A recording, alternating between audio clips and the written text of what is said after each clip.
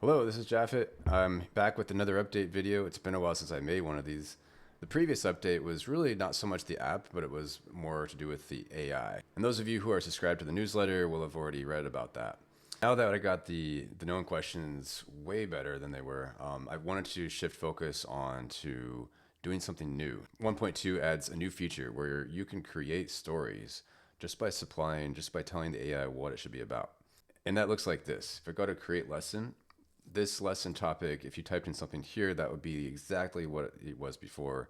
You can still create these traditional educational lessons about anything you want. But if you want to make a story, then you'll go here instead. And optionally, you can type what you want the story to be about. You don't have to. The AI will come up with something.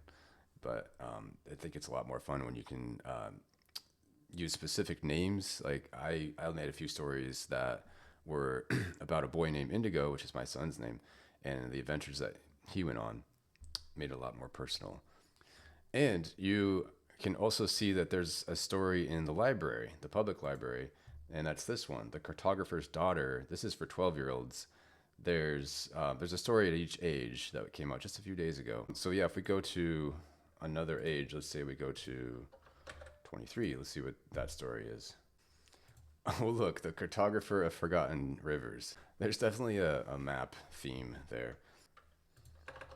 If we go to age 5, the story there is Benny the Brave Little Boat. Great. All right.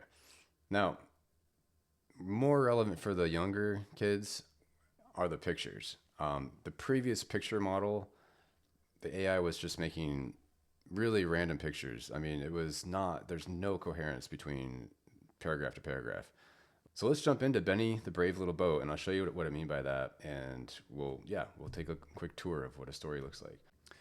Benny was a little red boat who lived by the edge of a pond. He always watched the big boats sail far away and wished he could go too. All right, so question, what color was Benny? Red. Benny lived by the edge of what? Pond. Okay, this is for 5-year-olds, keep that in mind. We'll go to the next passage. And here's Benny, looking the same. One sunny morning, a gentle breeze pushed Benny away from the shore. Benny was scared at first, but then he felt excited. Okay, so question, what pushed Benny away from the shore?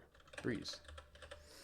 Let's try a tight open really quick. What sound do you think the breeze made when it pushed Benny? Whoosh. Whooshy. For contrast, let's see what a 23-year-old story would look like. A delusioned cartographer discovers that rivers she erases from outdated maps are vanishing from the real world. All right, let's jump into this. I'm not going to read the whole thing. In what section of the building did she work? Looks like the basement. What type of maps was she tasked with updating? Watershed maps. Next passage. All right, and there she is. She's looking the same as she should be. So excited for these stories. It's a completely different way to engage your speller, inspire them, connect with them emotionally. I think they're a lot more fun, honestly. Not to say that educational lessons don't have their place, they definitely do. But with the goal being communication, if you find that these stories are connecting more with your speller, then use them. Use them because that's the goal here, right? To access communication. So please let me know how this lands for your speller and what can be improved on it.